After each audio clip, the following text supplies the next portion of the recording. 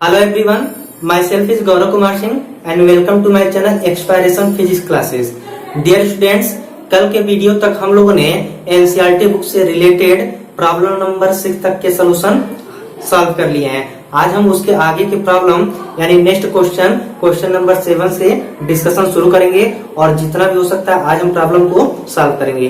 तो आइए problem number 7 पे हम डिस्कशन करते हैं। तो प्रॉब्लम नंबर 7 दिया है कि स्थिर वैद्युत क्षेत्र रेखा एक संतप्त वक्र होती है, अर्थात कोई रेखा एकाएक नहीं टूट सकती, ऐसा क्यों? तो हमने पहले के वीडियो में बताया था, तो वही बात यहाँ पे लिख देनी है और इसके पहले की वीडियो को आप लोग देखिएगा, वहां से आपको इसके बारे में समझ में आ जाएगा। तो आज हम इसके आंसर को यहाँ पे लिख देते हैं। तो डियर स्टूडेंट्स, जैसा कि व्हाइट बोर्ड पे आपके आंसर लिख दिया गया है, तो नंबर 7 में आपके दो प्रॉब्लम दी है। दोनों प्रॉब्लम को हमने पहले की वीडियो में डिस्कशन कर लिया, बस उसको मैंने आपको लैंग्वेज लिख के यहाँ पे बता दिया है। तो जो पहला क्वेश्चन इसमें था उसका आंसर दिया गया है कि वैद्युत क्षेत्र रेखा वह वक्र है जिसके प्रत्येक बिंदु पर खींची गई स्पर्श रेखा उस बिंदु पर वैद्युत क्षेत्र की दिशा को प्रदर्शित करती है। यानी ये रेखाएं सतत वक्र होती है। इसका मतलब ये है कि अगर ये रेखाएं बीच में से कहीं टूटती हैं तो यह वैद्युत क्षेत्र की कोई दिशा को नहीं प्रदर्शित करेगी, यानी जो कि कैसा होता है, असंभव। यानी यह रेखा अगर किसी भी पॉइंट पर टूटती है तो वह वैद्युत क्षेत्र की दिशा को प्रदर्शित नहीं करेगी, जो क्या होता है, असंभव होता है। तो जो मैंने आपको ओरली बताया है उसी बात को मैंने यहाँ पे लिख दिया है। और उसी में दूसरा क्वेश्चन ये दे दिया है, स्पष्ट कीजिए कि दो क्षेत्र रेखाएं कभी एक दूसरे को प्रतिच्छेदन क्यों नहीं करती। तो पहले के वीडियो में हमने आपको बताया था कि अगर दो रेखाएं एक दूसरे को प्रतिच्छेदित करती हैं तो वहां से दो स्पर्श रेखाएं प्राप्त होती हैं जो हमारी क्या होती हैं, उस बिंदु पर वैद्युत क्षेत्र की दिशा को प्रदर्शित नहीं करती। तो ऐसा फिगर कुछ हमने आपको बताया हुआ था शुरुआत के वीडियो में। तो अब यहाँ से एक इधर हो जाएगा और एक स्पर्श रेखा इधर, यानी इस कटान बिंदु से देखिए दो स्पर्श रेखाएं हमको प्राप्त होती हैं जो हमारा क्या होता है, वैद्युत क्षेत्र की दिशा को प्रदर्शित नहीं करेगा और ये क्या होता है, असंभव होता है। तो इसको भी मैंने वैद्युत बल रेखा जब पढ़ाया था तो वहां पे इसके बारे में बताया था। तो यहाँ पे पूछा था तो हमने आपको लिख भी दिया है, वही चीज है जो आपको नोट्स में लिखवाएगा, तो वही यहाँ पे लिखा गया है। तो इसको आप लोग राइट डाउन कर लीजिए, फिर इरेज करके हम नेक्स्ट क्वेश्चन पे चलते हैं। तो स्टूडेंट्स, 8वां क्वेश्चन हम लोग का दिया हुआ है, दो बिंदु आवेश QA बराबर 3 माइक्रोकूलम तथा QB बराबर -3 माइक्रोकूलम निर्वात में एक दूसरे से 20 सेंटीमीटर दूरी पर स्थित है। तो पहले इसके डायग्राम को हम देख लेते हैं क्या कहता है। तो यहाँ पे सोल्यूशन नंबर 8 है, कहता कि कोई दो बिंदु आवेश हैं। तो यहाँ पे मैं फिगर आपको ड्रा करके दिखा देता हूँ कि कोई दो बिंदु आवेश हैं जिसपे हमारे चार्ज क्या किए गए हैं, रखे गए हैं। इस पे जो चार्ज हमारा क्या है, QA बराबर 3 माइक्रोकूलम और इस पे चार्ज हमारा दे दिया है QB बराबर -3 माइक्रोकूलम। क्लियर है। और फिर इसमें हमको पहला पार्ट सॉल्व करने के लिए कहता है कि दोनों बिंदु आवेशों को मिलाने वाली रेखा AB, इन दोनों आवेशों को मिलाने वाली रेखा AB, यानी इनको कोई रेखा ऐसे क्या करती है, मिलाती है। तो इस रेखा को नाम दे दिया है A और B। तो इन दोनों आवेशों को मिलाने वाली रेखा AB के मध्य बिंदु O पर, तो देखो मध्य बिंदु का मतलब क्या हो जाएगा, ये, यानी इस दोनों रेखा के मध्य बिंदु O पर हमारी वैद्युत क्षेत्र की तीव्रता कितनी होगी। और कह दिया है इन दोनों आवेशों के बीच का जो दूरी है वो कितना है, 20 सेंटीमीटर है। तो अब हम पर आवेश से इस पॉइंट O के बीच की दूरी निकाल लेते हैं। तो देखो जब दोनों आवेशों के मध्य बिंदु पर O स्थित है तो जाहिर सी बात है इस 20 सेंटीमीटर का आधा डिस्टेंस यह होगा और इस 20 सेंटीमीटर का आधा डिस्टेंस यह होगा, यानी दोनों समान दूरियों पर स्थित होंगी। यानी इनके बीच का डिस्टेंस कितना हो जाएगा, यह 10 सेंटीमीटर और ये भी दूरी कितना हो जाएगा, 10 सेंटीमीटर। क्लियर है। अब हमने किसी बिंदु आवेश के कारण किसी बिंदु पर वैद्युत क्षेत्र की तीव्रता का फार्मूला आप लोगों को डिराइव करवाया था। तो पहले यहाँ से हम इस QA और QB के लिए इलेक्ट्रिक फील्ड इंटेंसिटी की डायरेक्शन निकाल लेते हैं। तो देखो QA के लिए हमने बताया था कि इलेक्ट्रिक फील्ड इंटेंसिटी आउटवर्ड होती है और माइनस के लिए इलेक्ट्रिक फील्ड इंटेंसिटी इनवर्ड होती है। तो इसके लिए आउटवर्ड मतलब आगे की ओर, इससे कहीं दूर जाएगा। तो यह जो डायरेक्शन बताएगा इस पॉइंट ए पर स्थित आवेश की वे के लिए बताएगा, और पॉइंट बी के लिए हमने बताया कि इन साइड होता है इलेक्ट्रिक फील्ड इंटेंसिटी, यानी अपनी ओर खींचता है। तो अपनी ओर खींचने का मतलब यह अपनी ओर ऐसे एट्रैक्ट करता है, यानी हम कह सकते हैं कि यह जो है यह किसको बताएगा, ए को बताएगा, और यह किसको बताएगा, ईबी को बताएगा। और इस पॉइंट के ऊपर हमारा टोटल इलेक्ट्रिक फील्ड कितना हो जाएगा, ई हो जाएगा। तो अब यहां से हम क्या करेंगे, अपना प्रॉब्लम सॉल्व कर लेंगे। तो देखिए अब पहले में हम कहेंगे, पहले जो जो हमको दिया उसको लिख लिया जाए, गिवन दैट। तो देखो हमको दिया क्या क्या है, क्यू ए बराबर 3 माइक्रोकूलम, यानी ये हो जाएगा 3 इंटू 10⁻⁻6 कूलम की, क्लियर है। और फिर हमको दे दिया क्यूबी का मान, तो क्यूबी बराबर दे दिया 3 माइक्रोकूलम विथ माइनस साइन, तो ये हो जाएगा -3 इंटू 10⁻⁻6 कूलम की, ये किसका मान हो जाएगा, क्यूबी का हो जाएगा। और पर आवेश से दूरी दे दिया है, यानी हम यहाँ कह देते हैं आर ए बराबर क्या हो जाएगा, आर बी। तो जब पॉइंट ए और पॉइंट बी दिया है तो उसके लिए हम कह देते हैं पॉइंट ए के लिए दूरी क्या है, आर ए है, और पॉइंट बी के लिए दूरी कितनी है, आर बी है। तो इसके लिए मान कितना दिया है, 10 सेंटीमीटर। देखो 10 सेंटीमीटर 10 सेंटीमीटर, यानी आर ए बराबर आर बी बराबर कितना हो जाएगा, 10 गुणे 10⁻⁻2 मीटर के हो जाएगा। आ गया बात इतना समझ में। तो अब हम निकाल देंगे इस ए और ए बी का मान, और इस पॉइंट ओ पर टोटल इलेक्ट्रिक फील्ड निकालने के लिए दोनों को क्या करेंगे, हम ऐड कर देंगे। तो अब यहां से हम निकालेंगे ई ए बराबर, तो फार्मूला में बताया था बिंदु आवेश के कारण किसी बिंदु पर वैद्युत क्षेत्र की तीव्रता है कि E = 1/4πε0 into q by r square, ये फार्मूला बताया गया था। तो यहाँ पे ई ए के लिए निकाला जा रहा है, तो ई ए लिखा जाएगा। तो अब यहाँ से हम क्या लिख देंगे, देखो 1/4πε0 का मान हमने बताया था 9 इंटू 10⁹ इंटू क्यू का मान हमको देखो यहाँ क्यू ए दिया है, तो हम क्यू ए के लिए चलेंगे। तो कितना हो जाएगा, 3 इंटू 10⁻⁻6 अपान, अब यहाँ आर ए कर देंगे क्योंकि पहले हम पॉइंट ए के लिए निकाल रहे हैं। तो आर ए का मान देखो कितना है, 10 गुणे 10⁻⁻2, यानी 10 गुणे 10⁻⁻2 का क्या हो जाएगा, स्क्वायर हो जाएगा। आगे बात समझ में। अब इसको हम अपना सॉल्व कर देते हैं। तो 9 3 जा 27 इंटू, देखो जब आधार बराबर होते पावर क्या होते हैं, ऐड हो जाते हैं। तो 10⁻3 अपान नीचे हो जाएगा 100, और इसका जब स्क्वायर करेंगे तो 10⁻⁻4 के हो जाएगा, क्लियर है। अब इसको हम सॉल्व कर देते हैं। तो 27 इंटू 10⁻3 अपान, इसको हम लिख सकते हैं 10⁻2, और इंटू इसको लिख सकते हैं 10⁻⁻4 के लिख सकते हैं, क्लियर है। तो अब हम क्या करेंगे, 27 इंटू 10⁻3 अपान, बेस इक्वल है तो पावर क्या हो जाएंगे, ऐड हो जाएंगे। तो हो जाएगा 10⁻2 के, या फिर 27 इंटू 10⁻3 इंटू, अब यह ऊपर जाएगा तो 10⁻+2 हो जाएगा। तो यहाँ से हमारा मान कितना आ जाएगा, 27 इंटू 10⁵। क्या करेंगे, ई ए इक्वल टू, अब इसमें हम 10 से डिवाइड करेंगे तो कितना हो जाएगा 2.7, और 10 से मल्टीप्लाई करेंगे तो बेस इक्वल है तो पावर ऐड हो जाएगा, यानी 10⁻6। ये हमारा क्या हो जाएगा, न्यूटन पर कूलम के हो जाएगा। ऐसे ही हम सेम चीज लिख सकते हैं, सिमिलरली हम किसके लिए लिख सकते हैं, ईबी के लिए। तो चूंकि देखो ईबी का भी चार्ज हमारा सेम है, बस साइन क्या किया है, माइनस किया है। तो उसके लिए सीधे हम क्या लिख देंगे, -2.7 इंटू 10⁻6 न्यूटन पर कूलम के। इतनी बात समझ में आ गई। सारा प्रोसीजर वही रहेगा, बस यहाँ 3 इंटू 10⁻6 है, तो यही कम कर देंगे -3 इंटू 10⁻6। तो लास्ट में हमारा -2.7 इंटू 10⁻6 न्यूटन पर कूलम आ जाएगा। अब इसके बाद से हमसे कहा था इस पॉइंट ओ पर इलेक्ट्रिक फील्ड, तो अब यहाँ लिख देंगे हम बिंदु ओ पर कुल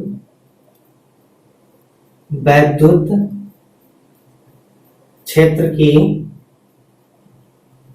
तीव्रता है। जो कुल वैद्युत क्षेत्र की तीव्रता आएगी, E इक्वल टू क्या होता है, ए माइनस ए बी। आप कहोगे सर आप यहाँ माइनस क्यों रख रहे हो, चूंकि हमको जोड़ना है। तो हमने आपको बताया था अगर हम चार्ज को माइनस रख देंगे वहां पे, तो यहाँ पे हम साइन क्या कर देंगे माइनस। अगर हम चार्ज को वहां पे पॉजिटिव लेके चलेंगे तो हम सीधे यहाँ पे प्लस कर देंगे। ये चीज मैंने आपको वीडियो में बताया था।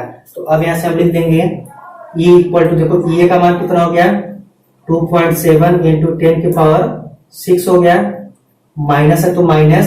अब देखो EV का मान कितना आएगा -2.7, तो हम यहाँ लिख देते हैं -2.7 इंटू 10 के पावर 6 के। तो देखो अब यह माइनस इस माइनस को क्या कर देगा प्लस कर देगा। तो अब E इक्वल टू कितना आ जाएगा 2.7 इंटू 10 के पावर 6 प्लस 2.7 इंटू 10 के पावर 6। अब दोनों को हम क्या कर देंगे ऐड कर देंगे। तो 2.7 में 2.7 जोड़ेंगे तो कितना हो जाएगा 5.4 इंटू 10 के पावर 6 न्यूटन पर कूलम। यही हमसे क्या किया गया था, तो आप लोग राइट डाउन कर लीजिए, फिर इसका सेकंड पार्ट भी डिस्कस कर लेते हैं। देखिए स्टूडेंट्स, इसका सेकंड पार्ट कह रहा है यदि 1.5 गुणे 10 के पावर -9 कूलम परिमाण का कोई ऋणात्मक परीक्षण आवेश इस बिंदु पर रखा जाए तो यह परीक्षण आवेश कितने बल का अनुभव करेगा। तो अब कहता है आपसे सेकंड पॉइंट में, इसका जो सेकंड पॉइंट कह रहा है बी, कहता है कि 1.5 गुणे 10 के पावर -9 कूलम का कोई ऋणात्मक परीक्षण आवेश इस बिंदु O पर रखा जाए तो वह कितने बल का अनुभव करेगा। यानी इस पॉइंट O पर अब कहता है कि एक चार्ज रखा गया है 1.5 इंटू 10 की पावर -9 कूलम का कोई ऋणात्मक परीक्षण आवेश रखा गया है, तो वह कितने बल का अनुभव करेगा। तो अब यहाँ पे हम लिख देंगे 1.5 गुणे 10 की पावर -9 कूलम के ऋणात्मक परीक्षण आवेश के लिए इस बिंदु पर वैद्युत बल। तो देखो स्टूडेंट्स, अभी हम लोगों ने पिछले केस में इलेक्ट्रिक फील्ड इंटेंसिटी का मान निकाला है। तो हमने फार्मूला पढ़ा है कि E इक्वल टू क्या होता है F अपान Q नॉट। ये फार्मूला हम लोगों ने पढ़ा है। तो हमसे पूछा क्या है वैद्युत बल। तो वैद्युत बल क्या होता है F होता है। तो हमसे F का मान यहाँ से पूछा गया है। तो यहाँ से हम लिख देंगे F इक्वल टू कितना हो जाएगा E इंटू Q नॉट। अब देखो परीक्षण आवेश कितना दे दिया है 1.5 गुणे 10 के पावर -9 और E का मान इस पॉइंट O पर देखो कितना निकाला गया है 5.4 गुणे 10 के पावर 6। तो अब हम क्या लिख देंगे यहाँ से F इक्वल टू 5.4 इंटू 10 के पावर 6 इंटू Q नॉट का मान हो जाएगा 1.5 इंटू 10 के पावर -9 हो जाएगा। तो F इक्वल टू, अब इसका इसमें क्या कर देंगे हम देंगे, तो ये आ जाएगा 8.1 इंटू, अब देखो बेस बराबर है तो पावर ऐड कर देंगे तो 10 के पावर क्या हो जाएगा -3 और बल है तो बल की यूनिट क्या होती है न्यूटन। और हमसे सेकेंड पॉइंट में यही पूछा गया था कि इस पॉइंट O पर अगर एक परीक्षण आवेश ऋणात्मक 1.5 गुणे 10 के पावर -9 रखा जाए तो वह कितने बल का अनुभव करेगा। तो इलेक्ट्रिक फील्ड इंटेंसिटी हमने निकाला था और Q नॉट का मान हमको दे दिया था। तो हम क्या करेंगे F का मान निकाल लेंगे। तो कितना आ जाएगा 8.1 इंटू 10 के पावर -3 न्यूटन के। अब इसको राइट डाउन करिए, नेक्स्ट क्वेश्चन पे हम चलते हैं। तो जैसा कि स्टूडेंट्स जो नेक्स्ट क्वेश्चन हम लोग का है क्वेश्चन नंबर 9 तो हम लोगों ने लगा लिया है। क्वेश्चन नंबर 9 कहता है किसी निकाय में दो आवेश QA बराबर 2.5 इंटू 10 के पावर -7 कूलम तथा QB बराबर -2.5 इंटू 10 के पावर -7 कूलम क्रमशः दो बिंदुओं A फिर दे दिया ब्रैकेट में 0,0, -15 सेंटीमीटर तथा B 0,0, +15 सेंटीमीटर पर स्थित है। निकाय का कुल आवेश तथा वैद्युत द्विध्रुव आघूर्ण क्या है। तो देखो हमको दो मान दिया हुआ है। तो यहाँ पे सोल्यूशन 9, तो सोल्यूशन 9 में एक A का मान दे दिया है हमको 0,0, -15 सेंटीमीटर और फिर B का मान दे दिया है 0,0, प्लस 15 सेंटीमीटर। ये हमको मान क्या किया है, दिया हुआ है, और वहां से फिर हमको दे दिया है चार्जेस का मान, और चार्ज हमको दे दिया है QA बराबर 2.5 इंटू 10 के पावर -7 कूलाम के, और QB का मान दे दिया है -2.5 इंटू 10 के पावर -7 कूलाम की।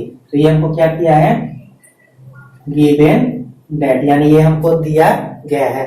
तो अब कहता कि किसी निकाय में हमारे दो चार्जेस हैं QA और QB, जो दो बिंदुओं A और B पर क्या है, अवस्थित है। तो अब देखो यह कैसे हम पता करेंगे यह किस पॉइंट पर स्थित होंगे। तो देखो अब इसकी और इसकी बात हम यहाँ पे थोड़ा सा आपको डिस्कशन करते हैं। तो 0,0, -15, 0,0, +15, ऐसे तीन मान हमको दिया है। तो हमने मैथ में पढ़ा हुआ है कि जो पहला होता है इसको हम क्या कहते हैं, x अक्ष कहते हैं, जो दूसरा होता है y अक्ष होता है, और जो तीसरा होता है वो क्या होता है, z अक्ष होता है। ऐसे ही सेम हमारा नीचे, यह x एक्सिस के लिए, यह y एक्सिस के लिए, और यह z एक्सिस के लिए। तो ये हम लोगों ने प्रीवियस कक्षाओं में पढ़ा है, और मैथ वाले बच्चे ये सब अच्छे तरीके से जानते होंगे।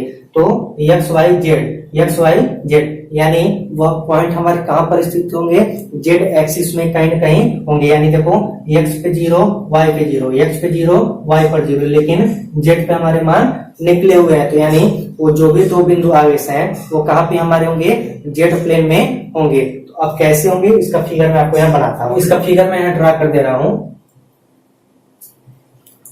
हम लोगों ने यही पढ़ा है कि x एक्सिस, y एक्सिस और z एक्सिस ऐसा ही पढ़ा गया है, और तीनों रेखाएं हर एक दूसरे के क्या होते हैं, परपेंडिकुलर, यानी सबके बीच में एंगल कितना होता है, 90 होता है। तो अब जरूरी नहीं है कि x y z हम ऐसे ही लें, यानी x y z हम किसी भी रेखा को इसमें मान सकते हैं। तो थोड़ा सा आपको इजी करने के लिए मैं आपको यहाँ दिखा देता हूँ कि इस पॉइंट को और इस पॉइंट को हम चेंज कर देते हैं, क्योंकि सब एक दूसरे के परपेंडिकुलर ही होते हैं। इसको हम मान लेते हैं ये कौन सा प्लेन होगा हमारा, जेड प्लेन, यह कौन सा प्लेन होगा, वाई प्लेन, और यह कौन सा होगा, एक्स प्लेन।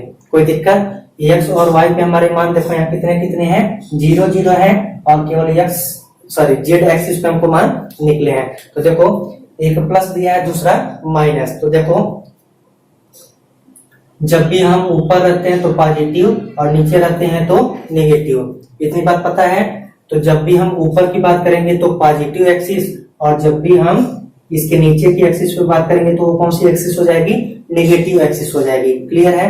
तो अब देखो, अब इसी जेड से, यानी इस जेड से और इस जेड डैश, यानी जेड से जेड डैश अक्ष पर ही हमारा वह दो पॉइंट स्थित होगा, ए और बी। तो अब हम मान लेते हैं इस पे हमारा पॉइंट है और हमारा इस पे कोई पॉइंट है।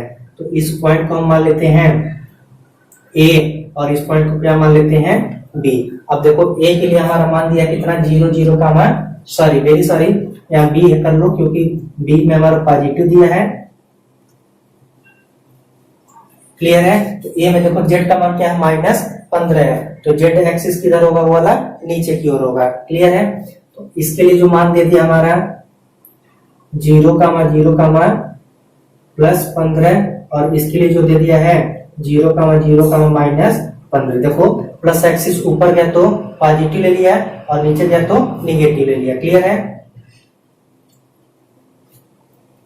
अब इसके बाद हम क्या करेंगे, देखो अब क्वेश्चन में कहा है कि यह दोनों जो क्या है, निकाय का कुल आवेश तथा वैद्युत ध्रुव आघूर्ण निकालना है। तो वैद्युत ध्रुव आघूर्ण को निकालना, तो यह दोनों बिंदु हमारे कहां पर स्थित हैं, जेड से जेड डैश अक्ष पर स्थित हैं। तो अब इन दोनों बिंदुओं के बीच की दूरी पहले निकाली जाए।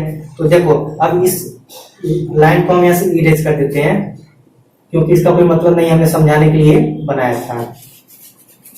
अब देखो, अब जब दो पॉइंट हमारे दिए हैं तो इन दोनों पॉइंटों के बीच की दूरी निकाल ली जाए। इन दोनों पॉइंटों के बीच की दूरी, चूंकि आप पढ़े हो जब इलेक्ट्रिक डायपोल मोमेंट पढ़ाया जाता है तो उन दोनों चार्जेस के बीच की दूरी कितनी मानी गई थी? 2l, यानी इन दोनों बिंदुओं के बीच की दूरी कितनी हो जाएगी? 2l हो जाएगी। अब हम अपने प्रॉब्लम को सॉल्व कर लेते हैं। देखो इसमें कह रहा है कि निकाय का पहले क्या निकालना है हमको? कुल आवेश। तो देखो कुल आवेश निकालना है, यानी इस पॉइंट बी से और इस पॉइंट ए से कितने टोटल चार्जेस हमारे होंगे। तो अब यहाँ से पहले हम किसका मान निकालेंगे? चार्ज का मान निकालेंगे। तो देखो अब कैसे निकाला जाएगा? देखो चार्ज हमारा दे दिया QA और QB, तो हम पहले निकाल लेते हैं कुल आवेश। तो कुल आवेश को हम क्या मान लेते हैं? Q मान लेते हैं। और यह Q किसके बराबर होगा?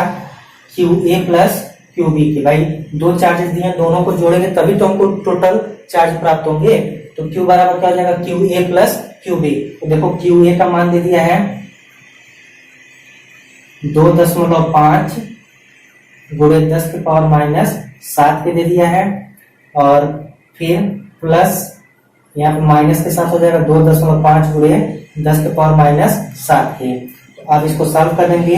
2.5 इंटू 10 के पावर माइनस 7 माइनस 2.5 इंटू 10 के पावर माइनस 7 के हो जाएगा। तो देखो दोनों एक दूसरे को क्या करेंगे? कैंसिल कर देंगे, यानी इस पे जो टोटल चार्ज हमारा होगा वो टोटल चार्ज कितना हो जाएगा? 0 हो जाएगा। फिर उसके आगे पूछा है कि वैद्युत द्विध्रुव आघूर्ण कितना होगा। तो अब वैद्युत द्विध्रुव आघूर्ण निकालना है। तो अब यहाँ से हम लिख देंगे कि जो दूरी हमारा द्विध्रुव के लिए, इस द्विध्रुव के बीच की दूरी क्या मानी जाती है? 2l। इसको हमने बताया था, और यह 2l किसके बराबर हो जाएगा?